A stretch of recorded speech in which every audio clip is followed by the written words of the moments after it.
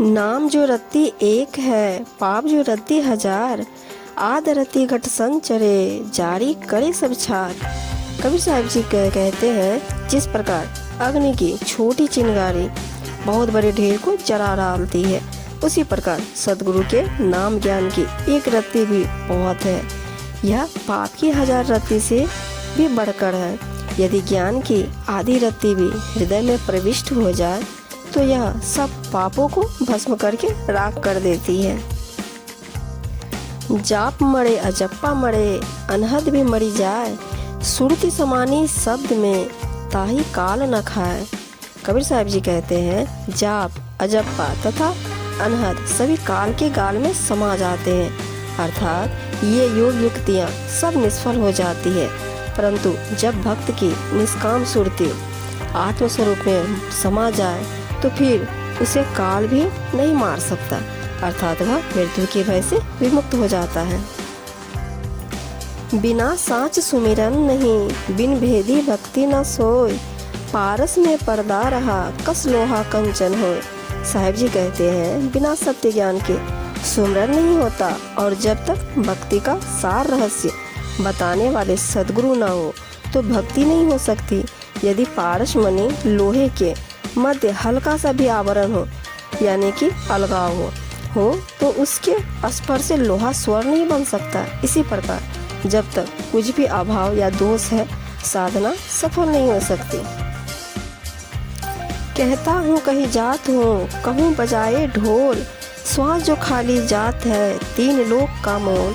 कबीर जी सबको सचेत करते हुए जोरदार शब्दों में कहते हैं कि मैं निश्चय पूर्वक कहते जाता हूँ तथा शोर बजाकर ढोल बजाकर यह कह रहा हूँ, सद्गुरु सुमिरन के बिना यह श्वास खाली जा रही है।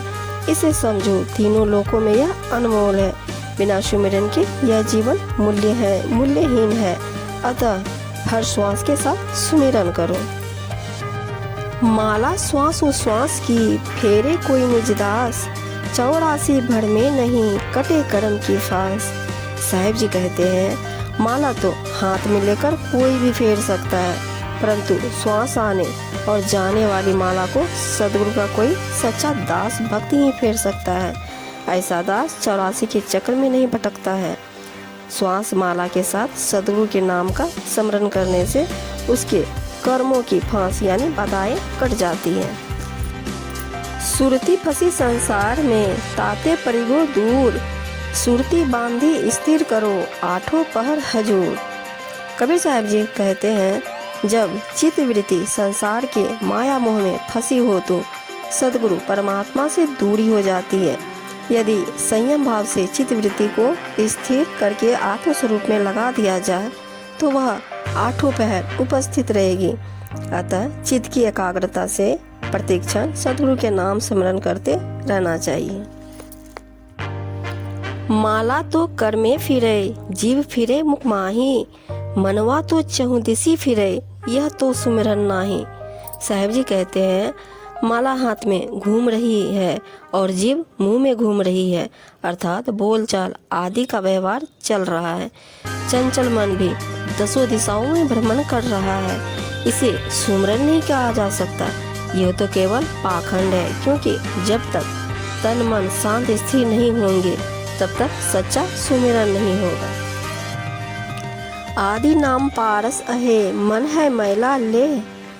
परसत ही कंचन भया, छूटा बंधन मोह। कबीर साहब जी कहते हैं, जो सदगुरु के द्वारा दिया हुआ सत्य सनातन एवं नाम ज्ञान है, वह तो पारस मणि और मलिन मन लोहे के समान है। इस ज्ञान रूपी पारस मणि का स्पर्श होते ही मन पवित्र हो जाता है, खरे सोने की भांति चमकने लगता है और संसार के सभी मोह बंधन से मुक्त हो जाता है, अर्थात ज्ञान से अज्ञानता की सारी भूल समाप्त हो जाती है। कहाँ भरोसा देह का, बिनसी जय छिन माही।